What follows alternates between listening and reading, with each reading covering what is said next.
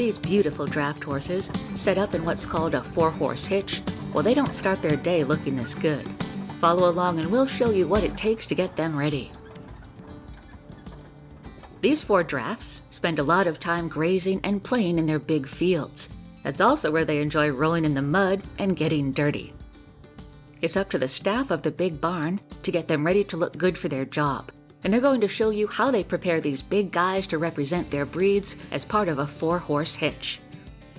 You're looking at two different breeds of draft, the Clydesdale and the Shire. They're very similar and easily confused. 3 are Clydesdales. Can you guess which horse is the Shire? Well, keep watching to find out if you guessed right. Inside the big barn is where all of the hard work is done. Regardless of breed, what they all have in common is legs. That's right, and those legs need to look their best. Special attention is given to the feather, the long hairs on their lower legs.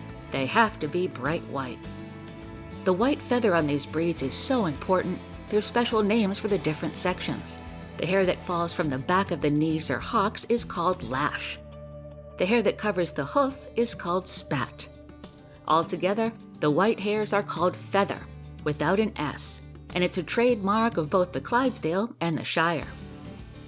Even though washing the legs takes a long time, there's more horse to clean and even massage. Most horses enjoy this part of getting ready to work. Now, to get the job done, the curry brush is the first step. Vigorous brushing brings dirt and loose hair to the surface, and it also stimulates new hair growth. It can be quite a workout for your arms.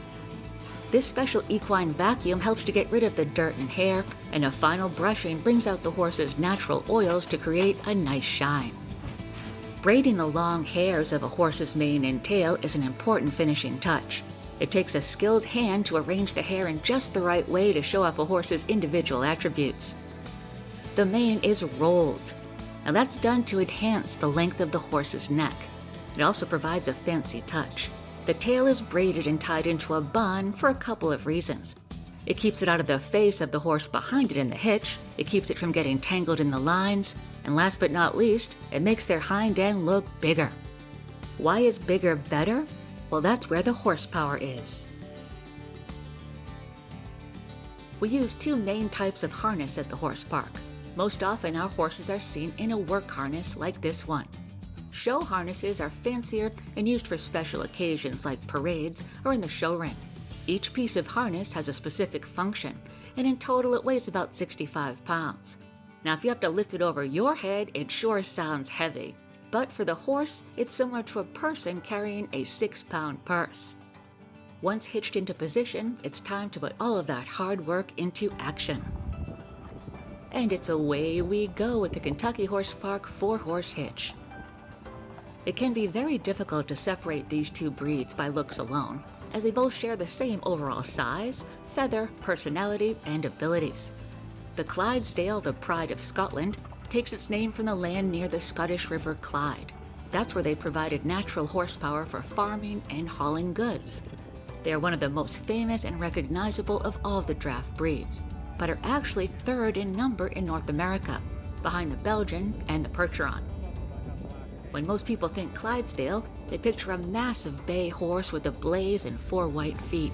However, the average Clydesdale is on the small end of the draft horse size spectrum, and they come in other colors too, like black, roan, and chestnut.